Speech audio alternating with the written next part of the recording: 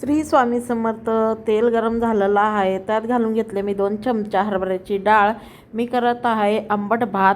तर चला, 2 चमचा उडद डाळ सुद्धा घेतलेला आहे. ह्या दोन्ही सोनेरी रंगावर येईपर्यंत परतून घ्यायचं आहे आपल्याला. डाळ लाल अशी भाजली गेलेली आहे, छान तळली गेलेली आहे. आता घालूया जिरे, कढीपत्ता, लाल सुकी मिरची, हिरवी मिरची. हिरवी मिरची लांब लांब कट करून घ्यायची, लांब लांब चिरून घ्यायची. हळद थोडीशी, अर्धा चमचा सायट्रिक ॲसिड म्हणजे लिंबू सत्व. कोण लिंबू सत्व म्हणतं, कोण लिंबूचं फूल म्हणतं. तर ते घेतलंय अर्धा चमचा. आणि ह्याला थोडंसं परतून घेऊया. थोडेसे शेंगा आणि थोडेसे मटर हिरवे. आणि आता घालून घेऊया आपला भात. करून थंड करायला ठेवलं होतं. खट्टा भात म्हणतात ह्याला, आंबट भात करू लागले, पण इथं खट्टा भात, खट्टे चावल म्हणतात ह्या भाताला.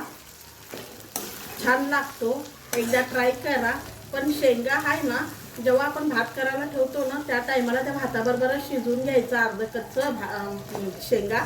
पण मी जरा शेंगा घालायला विसरले होते, म्हणून मी आता फोडणीमध्ये घातलेली आहे शेंगा.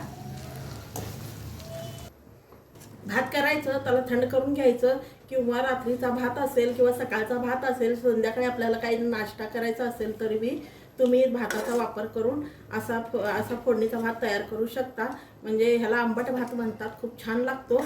लिंबू सत्वाच्या जागी तुम्ही लिंबू सुद्धा पिळू शकता. भातात मीठ घातला होता, पण आता मला जरा कम वाटतोय म्हणून मी थोडासा मीठ घालत आहे. तुम्ही चेक करू शकता, चेक करू शकता मीठ. आता मिक्स करून घेते. वरून घालूया छान अशी कोथिंबीर भरपूर घालायची. मिक्स करून घेऊया.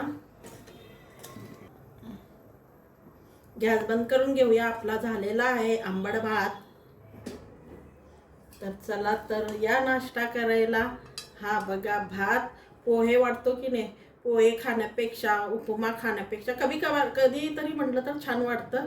तर असा कधी हा आठवड्यातून एकदा असा भात करून जर खाल्लात तर खूप छान होते.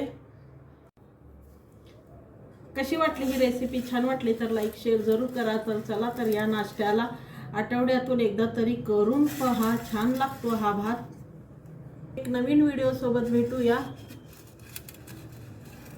लाईक शेअर जरूर करा, कमेंट करा ही रेसिपी कशी वाटली तुम्हाला. तर